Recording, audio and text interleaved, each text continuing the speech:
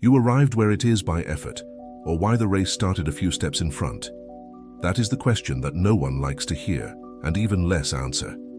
Because the idea that success depends only on dedication, effort, and talent is comfortable. She makes it seem that who won deserved, and whoever was behind just didn't try hard enough. But does the world work anyway? Does two people, one born in a poor community and one in a millionaire family, really have the same chances of winning?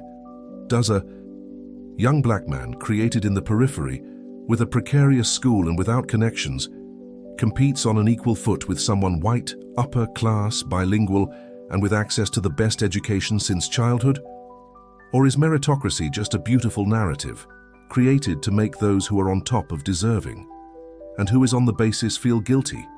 In this video, we will face this idea from front. Let's understand where the concept of meritocracy comes from, why it pleases so much, and why so. Many people say it is a great social illusion.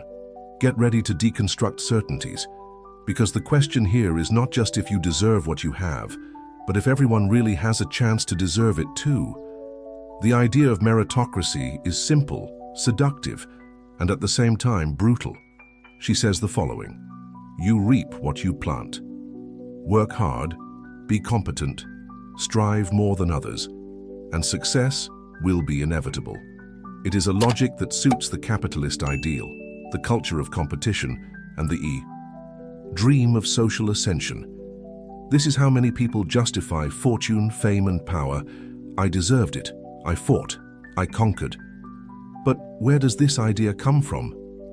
The term meritocracy was popularized in the 20th century as a criticism. In 1958, sociologist Michael Young wrote a satirical book in which he imagined a society ruled exclusively by supposedly meritocratic people, and the result was a dystopia. In the work, who failed was considered inferior, and who won arrogant. But the concept was appropriate and came to be sold as virtue. Today, meritocracy is exalted in political discourses, business slogans, and self-help campaigns. It feeds the speech that who wants can. But is this true for everyone? Let's think of something basic, starting point. A child born in a rich neighborhood has access to better schools, food, security, emotional support, cultural incentive, and social connections. Another child, born in a place where all this is missing, will need much more effort just to reach the same step that the other began. And yet many times this is not enough. Meritocracy, in practice, ignores structural inequalities.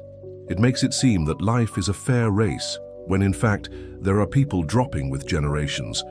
And that goes not only for income, veil for race, gender, nationality, sexual orientation, geography, access to technology, mental health. The world is deeply unequal, and pretending that everyone compete with the same weapons is at the very least dishonest. Around the planet, countries try to deal with this contradiction. In the United States, the so-called American dream was built on the idea of meritocracy, but real social mobility has been falling in recent decades. In Brazil and other Latin American countries, where inequality is historical, this idea often reinforces elitist discourses and excludes those who have never had a chance. Racial and social quotas in universities, for example, are the target of criticism precisely because they supposedly break the meritocracy. But what meritocracy? What part of the principle that everyone was competing for? Criticism of the concept is not against merit. It is against the false illusion of equal opportunities.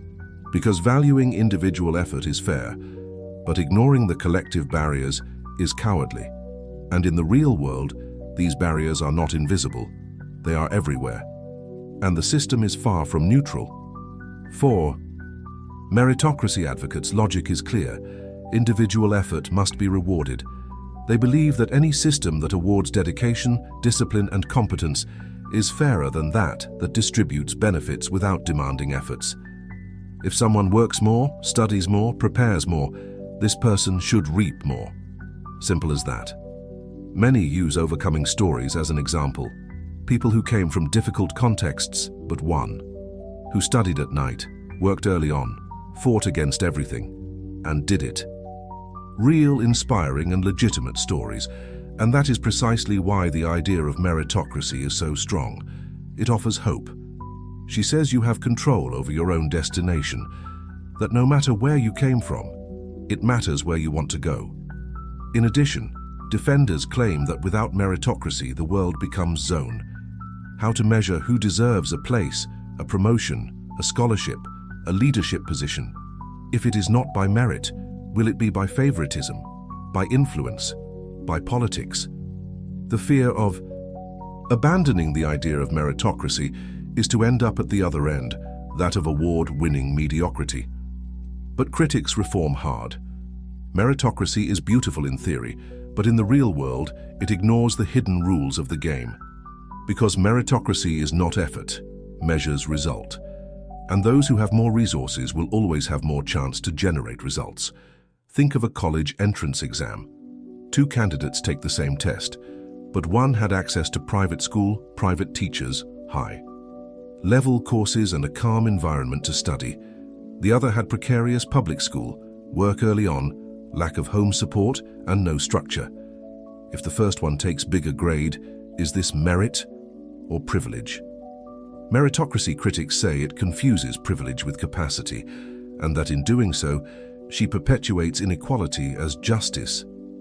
Another important point, those who are at the top almost never recognize their own advantages. Many heirs of wealth, for example, speak of personal effort, but they forget about inheritance. They forget the social capital, the family influence, the contact network, the surname that opens doors even before competence is tested. And this is the paradox of meritocracy. The more it is used to justify success, the less space is left to recognize real inequalities. Critics also remember that the exceptions do not nullify the rule. Yes, there are people who win against everything, but they are exceptions, and they cannot be used as a justification to ignore millions that failed to get out of the same place, even though they striving as much as. Another risk of the idea of blind meritocracy is to blame the poor, transform injustice into individual guilt. If you didn't win, the problem is yours.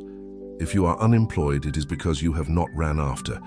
If you are poor, it is because you have not dedicated yourself enough. This destroys any notion of empathy, solidarity, and collective responsibility, transforms inequality into choice, and suffering into moral failure. At the same time, those who criticize meritocracy are not saying that effort doesn't matter. You are saying that effort alone is not enough, because the system is done to privilege some and make it difficult for many. And then comes the question that crashes everyone. If it is not the meritocracy, what comes in place? The answer is not simple, but perhaps the first step is to stop pretending that the game is fair. Recognize that before measuring who runs the most, you need to level the track. Meritocracy is not an empty concept. It carries a powerful promise that each person can own his own destination, and denying it completely would be to deny the possibility of overcoming, transformation, personal conquest. The problem is when this promise becomes excuse, when the success of the few is used to justify the failure of many, when the privilege is disguised as merit. The truth is that there is no merit where there is no equality of conditions.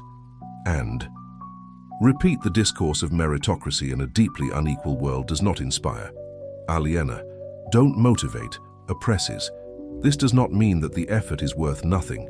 It means that the effort is worth more when everyone has the same chance of applying this effort. And this today is not the reality of the majority. To say that meritocracy exists, not to mention racism, poverty, unequal education, historical exclusion, is to ignore that many people have never had a chance to compete. Therefore, the debate is not about ending the merit. It is about redefining what is fair, about understanding that rewarding those who arrived further only makes sense if everyone could, in fact, drop from the same match line. The problem is not winning. The problem is pretending that the race was fair. Now it's with you. Do you believe that individual effort is enough to win in today's society? Or do you think meritocracy, the way it is sold, serves more to maintain privileges than to promote justice? Comment down here. This debate needs you, especially if you have the courage to rethink everything you've heard about success. If this video has teased you, like, share, and subscribe. Here, we don't come to pass cloth. We come to poke where no one wants to move.